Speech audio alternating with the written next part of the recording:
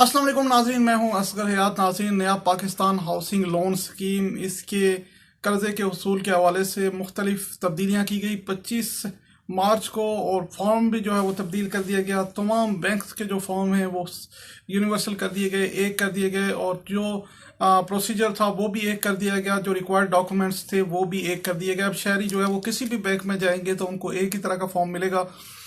आज जो बात करेंगे वो ये बात करेंगे कि इस पे कौन कौन सी फीसेस अप्लाई होती हैं और कौन कौन से डॉक्यूमेंट्स चाहिए। अगर आपने वो डॉक्यूमेंट्स तैयार नहीं किए तो फिर कोई मकसद नहीं है कि आप बैंक के लोन के लिए अप्लाई करें और फिर आप वो फीसेस सबमिट करवाएं, क्योंकि मैं डिटेल आपको देने जा रहा हूँ कि कौन कौन सी फीसें जो है वो आपको सबमिट करवानी पड़ेंगी। जब आप बैंक में जाएंगे तो सबसे पहले आपको एक फॉर्म दिया जाएगा और वो फॉर्म आपको फिल करना होगा, और उसमें बुनियादी चीज़ें पूछी गई हैं। फॉर्म मैंने आपको पिछले प्रोग्राम में तफसील से आपको बताया कि फॉर्म में क्या चीज़ें हैं। वो फॉर्म आपको बैंक भी फिल करके दे देगा। उसमें बुनियादी आपके बारे में मालूमात हैं, आपकी जो जॉब है उसके बारे में मालूमात हैं, अगर बिजनेस है तो उसके बारे में मालूमात हैं, अगर को एप्लीकेंट है तो उसके बारे में मालूमात हैं। तो ये बुनियादी चीज़ें हैं जो पूछी गई हैं। उस जो फॉर्म उसको फॉर्म को कहते हैं एप्लीकेशन फॉर्म। उसकी प्रोसेसिंग की एक फ़ीस है जो कि मुख्तलिफ बैंक्स में डिफरेंट है। नेशनल बैंक की अगर बात करूं तो ये 1000 भी है, 3000 भी है, 6000 तक भी ये फ़ीस जाती है। मुख्तलिफ कैटेगरी के जो कर्ज हैं, जिसमें 10 लाख का भी है, 27 लाख का भी है, 60 लाख का भी है और 1 करोड़ का भी है। इसमें डिफरेंट है ये फीसें। जो प्राइवेट बैंक्स हैं उससे भी ये चेक किया है तो उनमें भी डिफरेंट हैं। कहीं ये फ़ीस 3000 4000 ली जा रही है फॉर्म प्रोसेसिंग फ़ीस, और कहीं ये फ़ीस जो ली जा रही है वो 8-9 हज़ार भी ली जा रही है। अब इम्पॉर्टेंट तरीन चीज़ ये है कि इसके साथ जो डॉक्यूमेंट लगते हैं, अगर आपने वो तैयार नहीं किए, एप्लीकेशन आपकी प्रोसेस हो गई, लेकिन बैंक किसी न किसी स्टेज पर आपसे वो डॉक्यूमेंट मांगेगा।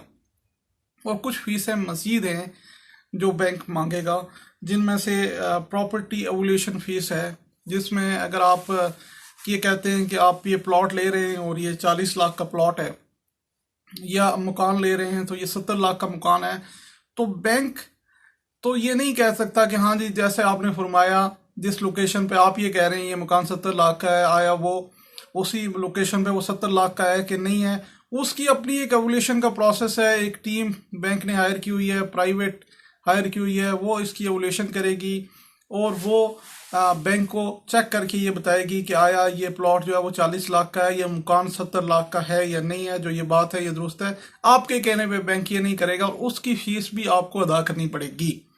प्रॉपर्टी एवोल्यूशन की जो फीस है वो भी आपको अदा करनी पड़ेगी। इसके अलावा लीगल एडवाइज़र है जो प्रॉपर्टी की लीगल वैल्यू के हवाले से बताएगा।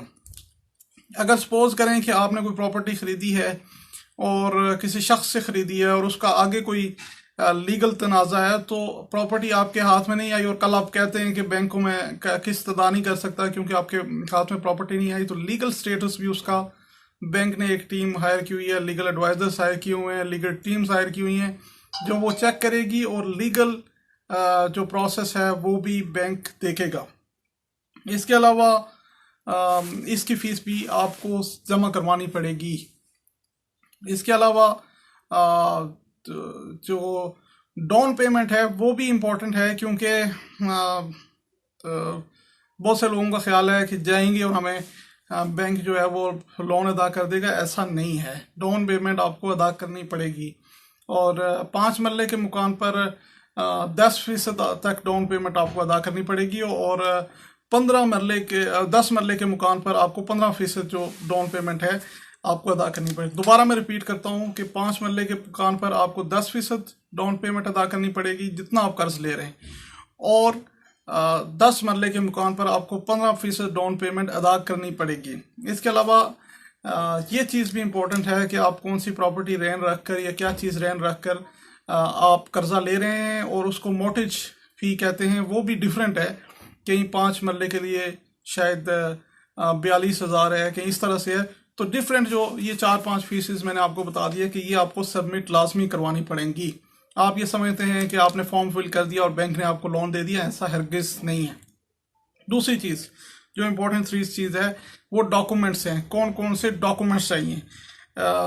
एक तो आपको एफिडेविट जमा करवाना पड़ेगा, अंडरस्टैंडिंग जमा करवाना पड़ेगी कि आप बैंक के कर्जदार नहीं है, बैंक के डिफॉल्टर नहीं है, आपके ज़िम्मे किसी भी बैंक के कोई भी रकम बकाया नहीं है। अगर ऐसा है तो आपको कर्ज नहीं मिलेगा। दूसरी चीज़ ये है कि आपको जो डॉक्यूमेंट जमा करवाना है वो प्रोडक्ट डिस्क्लोजर शीट है कि आप कौन सी प्रॉपर्टी खरीदना चाहते हैं, किस जगह पे खरीदना चाहते हैं, प्लॉट है या मकान है, कितना आप कर्जा लेना चाहते हैं, कितने अरसे के लिए उसके लिए कर्जा लेना चाहते हैं। ये सारी डिटेल आपको सबमिट करवानी है। आप कहेंगे कि मैं प्लॉट खरीद कर उस पर मकान बनाना चाहता हूँ, मैं 20 साल के लिए कर्जा लेना चाहता हूँ और मैं इतना कर्जा लेना चाहता हूँ। ये सारी तफसील आपने सबमिट करवानी है। इसको प्रोडक्ट डिस्क्लोजर शीट कहते हैं।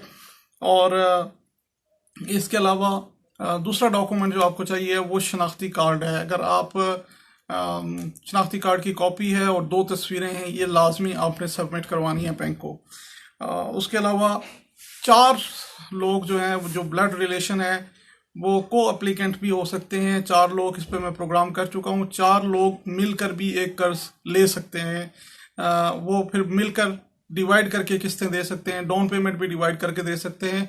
तो ये इंपॉर्टेंट 3 चीज़ है, अहम 3 चीज़ है कि आप कितने लोग मिलकर कर्ज ले रहे हैं। लेकिन ये सिर्फ ब्लड रिलेशंस होंगे, कहीं ऐसा नहीं होगा कि आपके फ्रेंड्स के साथ आप मिल के ले लें और कोई फ्रेंड के गायब हो जाए तो बैंक का फिर जिम्मेदारी इसकी नहीं लेता। बैंक ये कहता है कि आपका ब्लड रिलेशन हो तो फिर उससे इंसान अगर एक नहीं है तो फिर दूसरे से बैंक रिकवर करेगा। उसके अलावा फॉर्मल और इनफॉर्मल एम्प्लॉयमेंट के हवाले से मैंने आपको बताया था कि जो फॉर्मल एम्प्लॉय हैं, जो किसी जगह जॉब करते हैं, उनकी सैलरी स्लिप चाहिए होगी और या 6 महीने की बैंक स्टेटमेंट जो है वो चाहिए होगी। और जो इनफॉर्मल सेक्टर है उसने फिर अपने अखराजात की तफसीलात जमा करवानी है, जिस तरह बिजली, गैस, स्कूल, दीगर जो बिल्स हैं उनको जमा करवाना है और वो एक अखराजात की तफसील जमा करवानी है, जिसकी बुनियाद पर उसकी आमदन का अंदाज़ा लगाकर बैंक उसे लोन देगा।